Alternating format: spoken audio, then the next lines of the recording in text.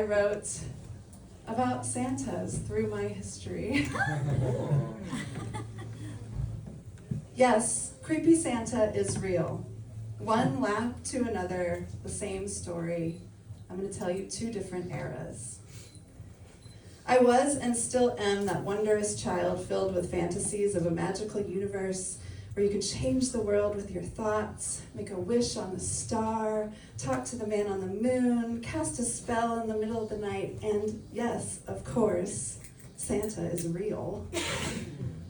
Growing up, I knew the Santa rules.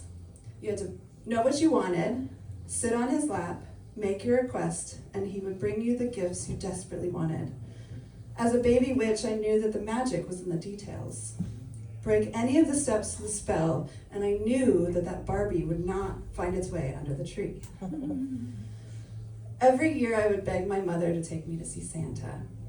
We would make our way to the Wheaton Plaza Mall in the suburbs of Washington, D.C.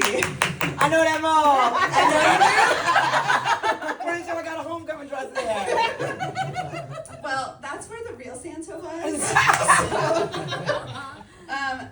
That is where the real Santa was. My mom only took me to see the real one, obviously. The other malls, I knew that there was imposters, and they were all at the other malls. The Wheaton Plaza Mall had the Santa with the real beard growing out of his face, so he was actually Santa. Those other people were getting duped, and I knew it, and my mom knew it too. I would prepare my list for days ahead of time, combing the catalogs that would come in the mail and show up at our house for sales at the department store, toy store, clothing store. Yes, this was the mid-'80s. It was pre-internet virtual shopping. My virtual cart was cutting pictures out of what I wanted and making a collage of photos taped to the door of my bedroom. A vision board of my childhood desires. The final step of the manifestation process was, of course, sitting on Santa's lap. Every year I would get so excited for my journey to the final step of this manifestation. The magic of the lights, the cold in the air, the fake snow, the music, Christmas carols lightly playing in the background. The village was filled with marshmallow cotton snow and a gingerbread house backdrop. 2 20-something girls dressed in elf costumes and 1 photographer with a Polaroid camera set right in front of the extra-large armchair that held the man wearing the pillow-stuffed red and white suit. He faked a smile as I walked up. This, every year, is when I would lose it. Something was wrong, and I couldn't tell you why, but my gut would drop every single year I went through this ritual, and it was my turn to tell Santa what I wanted. I could feel something bubbling up in my stomach. I was so nervous and excited, and mostly I was terrified. Who was this person? Why did I have to talk to him? At my core, I knew it felt weird and uncomfortable, and the resistance physically rushed through my body, and ultimately, I would burst into tears. My mom, of course, would ask me if I wanted to leave, giving me the out that seemed like the obvious solution to my hysteria, but I would insist. No, I have to tell him. I would cry. I wanted to go through with it. I knew it's what I had to do to get what I wanted. I obviously knew deep down inside that it's pretty creepy tradition. But I was willing to do what I had to do to get what I wanted. And as the elves lifted and placed me onto the lap of the final step of my manifestation, I would hold my breath to stop crying, tears still streaming down my face. Click. The Polaroid would go off at this exact moment. I would quickly spit out the toy that I so desperately wanted, and I would be on my way, proud of myself that I actually went through with it. I did it. I left feeling tough and brave and confident that I did something I was scared of. Every year, my mother would proudly display the Polaroid picture of me sitting on Santa's lap crying. Memories. Maybe next year you won't cry, she would say. Yeah, next year I'm not gonna cry. So now we're gonna fast forward to December 13th, 2014. The location, Bushwick, Brooklyn. The ugly industrial neighborhood east of Williamsburg. Where was I? Pumps, where I worked as a stripper. A club that, when I started working there, was far enough off the beaten path and into Brooklyn's industrial neighborhood that I could remain anonymous. On this night, never had it been more obvious that the strip club is really just Santa's village for the modern adult. Because this year was the year that SantaCon came to Bushwick. No! Exactly. No!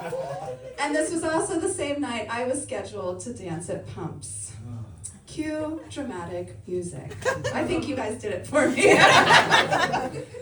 There were so many of them. They trickled in and stumbled in the door, some in groups, some one at a time, drunk, swaggering, wearing red and white, their beards pulled down around their necks, stains on their pants, red and white jackets, open despite being cold, mumbling, screaming, laughing, yelling, cheering, grunting. We didn't see them coming. They don't usually make it this far into Brooklyn. Us dancers all had the same expression on our face. The girls on the stage stood there with their mouths in a permanent ick face. Some girls rolled their eyes. I let out aloud, "Oh no!" SantaCon, well known as a night from hell for nightlife workers in Midtown all the way to the East Village. Amateur hour to the 10th degree, thousands of drunk douchebags descend on Manhattan and parade down in an epically creepy bar crawl starting at 10 a.m. It's a literal nightmare come to life. And they're all dressed like Santa. They came bumbling into Pumps, having started drinking at 10 a.m. around midnight. The smell of stale costumes, cheap vodka, and cocaine spewed out of their pores as they literally poured into the club. "Here we go," one dancer says. "These motherfuckers, Santa motherfuckers, better spend some money." As she rolled her eyes and slowly walked towards the crowd of red felt. I followed right behind her. Ho, ho, ho! I'm your hoe. I've been a bad girl, but will you still give me presents? I say as my opening line, and to the first group I see. They laugh and all roar back with a chorus of a bass tone, "Oh shit!" After about 5 minutes of pretending to laugh at them and making Santa puns, I've got Santa number one on the hook. I'm pulling him by the hand into the lap dance room where the other Santas cheer. The lap dance room is small, plywood benches with a carpet where we all do our best to fit as many dancers back there at a time. There's already one Santa back there with a dancer, and I lead my Santa number one to my favorite spot in the corner where I can use the drink shelf to help support my balance. I pull my face close to his boozy fake beard and I give it a pull. "Why don't you tell me what you want for Christmas, Santa?" I say as I run my face down his white fur trim of his coat and grab onto his oversized black belt that's already been loosened. I kneel in front of him and I look up and I realize this moment is made for David Lynch. There's two Santas in the lap dance room with strippers on their laps, then a third. There's Santas everywhere and strippers everywhere. It's insane. I mount Santa number one for the first time and I sit on his lap, and all of a sudden I'm overcome by the nightmare of this moment. And I can't stop my mind from wandering to all the Santas that had come before him. How poetic. How perfectly fucked up is this image. The camera in my mind flashes.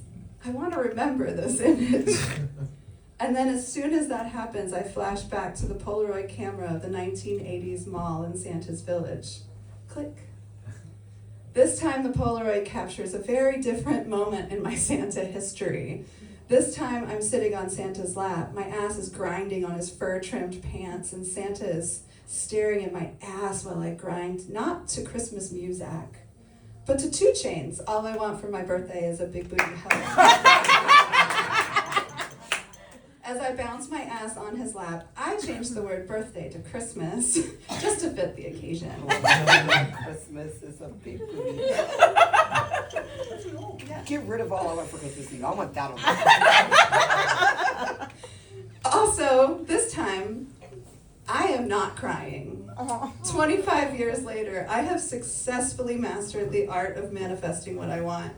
I've learned how to navigate the patriarchy so successfully that my life has literally come for a full circle. A circle of Santas. Same action, same result. The song finishes and my Santa hands me my money and stumbles out of the room. I put myself together and strut out to find another Santa waiting his turn.